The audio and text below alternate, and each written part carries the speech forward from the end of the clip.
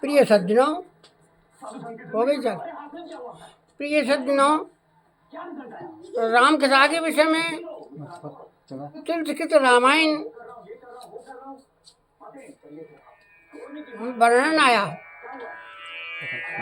राम कथा सस किरण समाना, संत चकोर करही जही पाना। राम कथा ऐसी है कि संत जैसे चकोर चकवा को देखता है, उसी प्रकार है संत जो है भगवान की कथा बड़े मन लगाकर श्रवण करते हैं। और कहा है कि राम कथा सुंदरा करितारी, संशय भग उड़ावनहारी। राम कथा जो है, जैसे अपन ताली बजाते हैं ना भैया, भगवान का कीर्तन के सुंदर करतारी, अरे सुंदर जो है दोनों ताली स्वरूप है। और जो भगवान का ताली बजे भगवान का स्मरण करता है, उसका निश्चित रूप से कल्याण हो जाता। ऐसे ही राम कथा सुंदर करतारी, संशय भग उड़ावनहारी। यानी किसी को संशय जो है दूर हो जाता है और शोक दूर हो जाता है। जैसे पक्षी जो है ताली बजाने के पश्चात उड़ जाते हैं, उसी प्रकार उनका संशय, उनका चित्तमान जो है और जो है भगवान के चरणों में लग जाता है। ऐसा राम कथा के विषय में वर्णन है। राम कथा के तई अधिकारी, संशय भग उड़ावनहारी। और फिर कहते हैं राम कथा के रस के तुम भक्तराय मतधीर। श्री हनुमान जी जो राम कथा के बड़े स्नेही, बड़े प्रेमी हैं। और संत तो सदैव भगवान का लीला में चरित्र को सुनते ही रहते हैं। इसलिए भैया बगैर कथा की जो है आपका कल्याण नहीं होगा। इसलिए सदैव भगवान के लीला चरित्रों का स्मरण करना चाहिए। कथा का भावार्थ ही है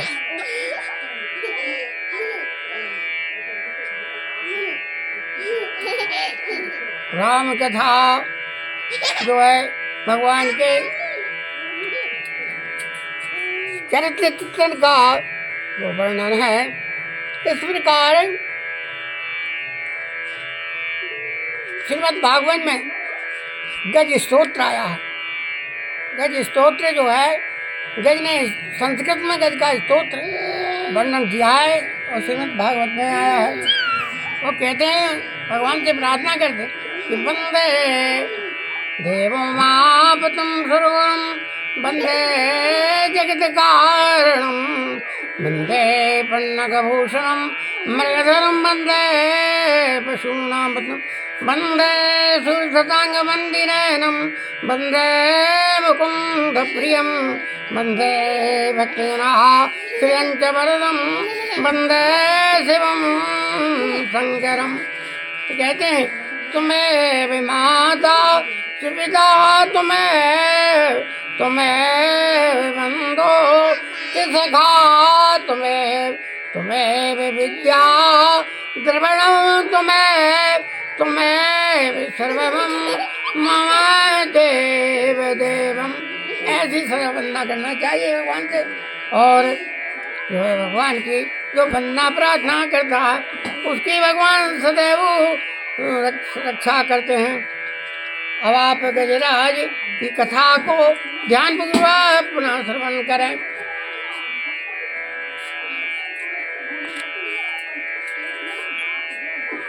ओम श्री कृष्णाय नमः। द्रविड़ देश में पहले पांडव राज के राजा थे, इंद्रद्युम्न उनका नाम था, इंद्रद्युम्न।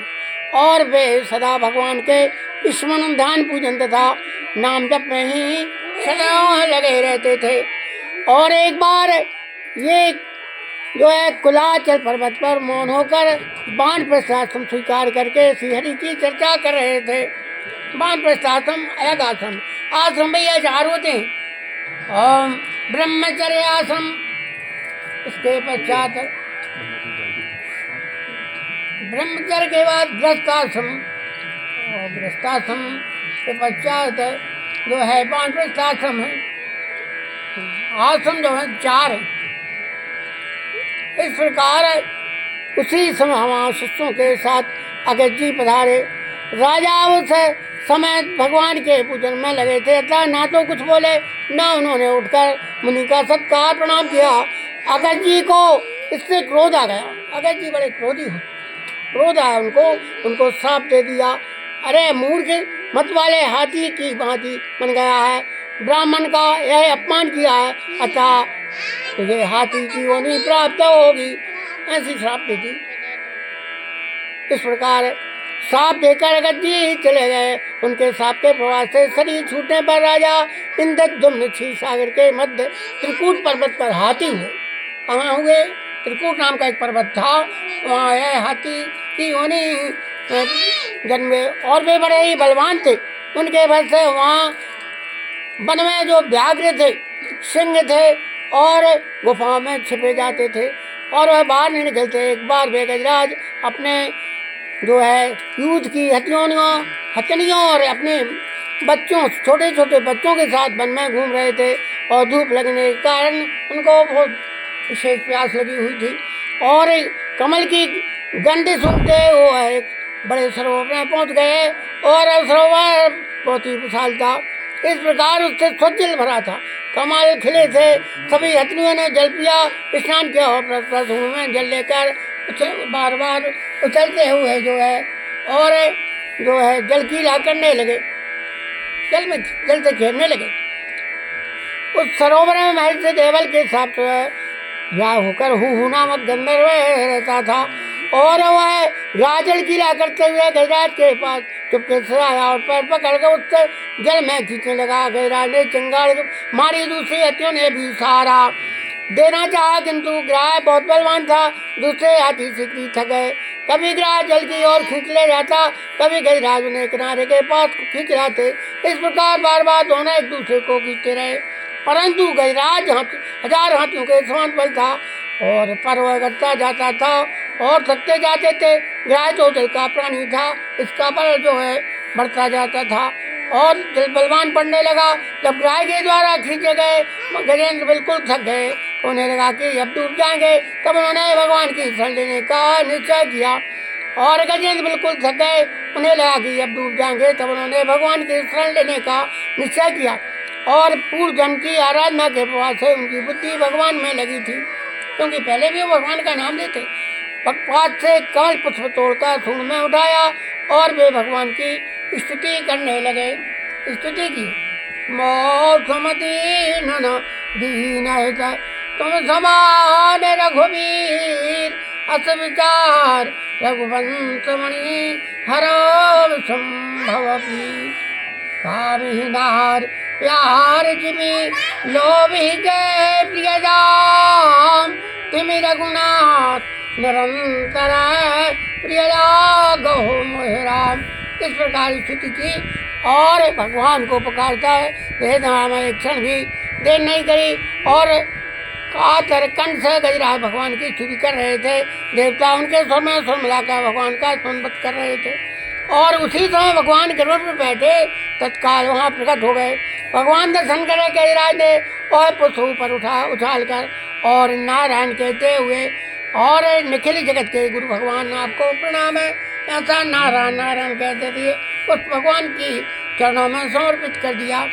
बोलिए श्री राधा कृष्ण भगवान की, नारायण भगवान की जय। आदि भगवान ने एक हाथ से गजराज को ग्राह के सहित और कमल से जल से निकाल कर पृथ्वी पर रख दिया। अपने चक्र से राह का मुख फाड़कर भगवान ने गजराज को छुड़ाया। भगवान के चक्र से मरकर ग्राह ऋषि के हिसाब से छूटकर गंधर्व हो गया, और उसने भगवान की स्तुति की। उसकी आज्ञा लेकर अपने लोग को जो है चला गए। गजराज को भगवान का छुड़ा था, उसके ज्ञान का बंधन तत्काल नष्ट हो गया। उनके अज्ञान जो है दूर हो गया।